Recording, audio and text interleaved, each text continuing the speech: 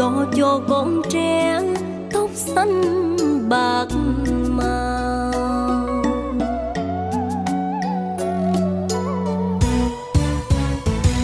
Ngày nào còn đường ngoại xuôi âu ơ canh giống với dầu con ngoan, cho con từng bữa cơm ngon, canh rau cơm rang chưa chan lòng người.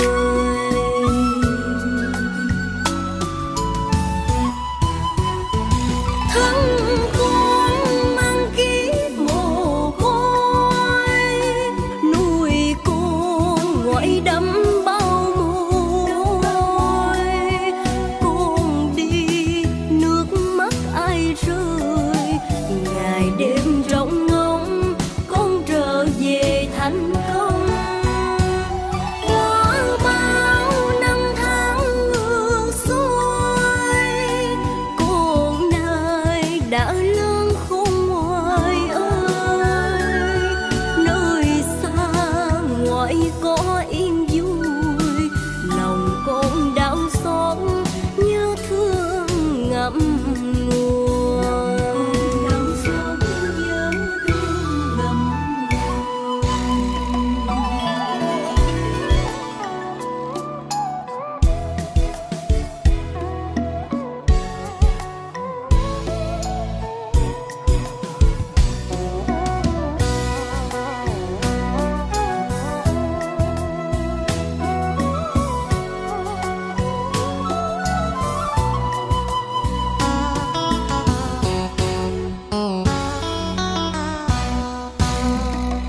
ngày nào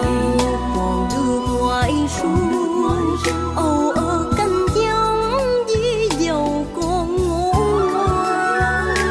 cho con từng bữa cơm ngon, canh rau cơm rang chưa chan lòng người.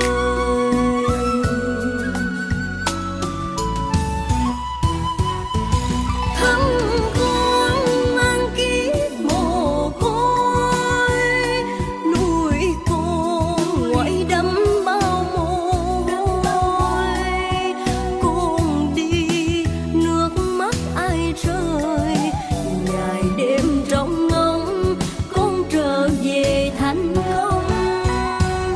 Qua bao năm tháng ngược xuôi, con nay đã lớn khôn ngoại ơi. Nơi xa ngoại có yên vui, lòng con đau xót nhớ thương ngậm ngùi.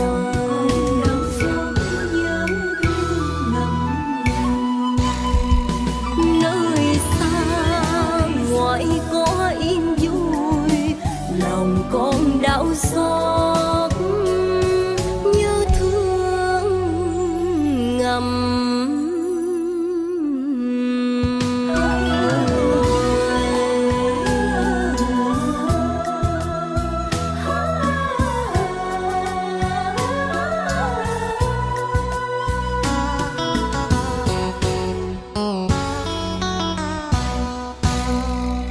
thân con mang kiếp mồ côi, nuôi con ngoại đẫm bao môi. Con đi nước mắt ai rơi, ngày đêm rộng ngóng con trở về thành công. Qua bao năm tháng ngược xuôi, con nay đã lớn khôn ngoại ơi. Nơi xa ngoại có yên vui, lòng con đau xót nhớ thương ngậm ngùi. Mẹ ơi thấu hiểu lòng con, từ ngày xa quê nắng dài mưa dầm. Bốn ba xứ sở quê người, hiếu lòng mẹ thương, lòng mẹ trông ngóng con đêm ngày. Bao lần thao thức cầu xin, ơn trên soi xuống chở che cho người. Vì sao tóc mẹ phai màu, vì sao gánh cống lưng còng, chẳng bao giờ nghe tiếng thở than nuôi con khôn lớn xa chỉ thân mình. Giờ con đã trưởng thành hơn, tìm lại miền quê đáp ơn sinh thành. Rêu phong một phủ mái nhà, bóng mẹ nơi đâu mà con ai ngóng trong con về. Còn ai nhôm bếp chờ mong, mẹ ơi đau đớn xót xa trong lòng.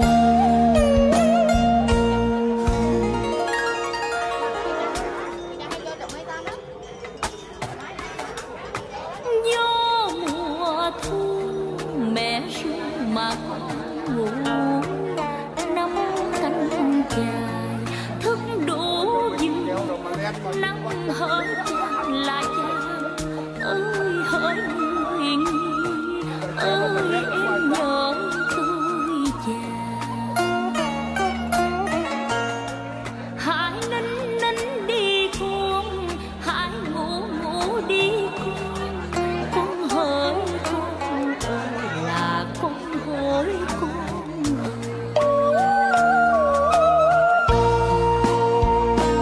Vì sao tóc mẹ phai màu, vì sao gánh cống lưng còng, chẳng bao giờ nghe tiếng thở than nuôi con khôn lớn xa chỉ thân mình.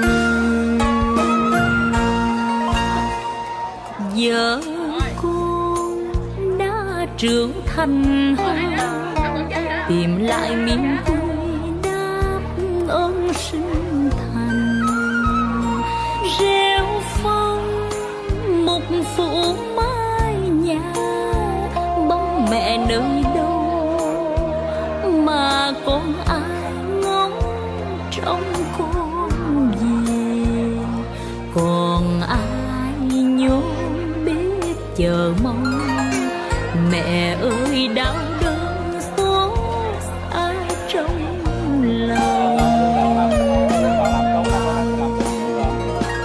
Còn ai nhôm bếp chờ mong, muộn mang con khóc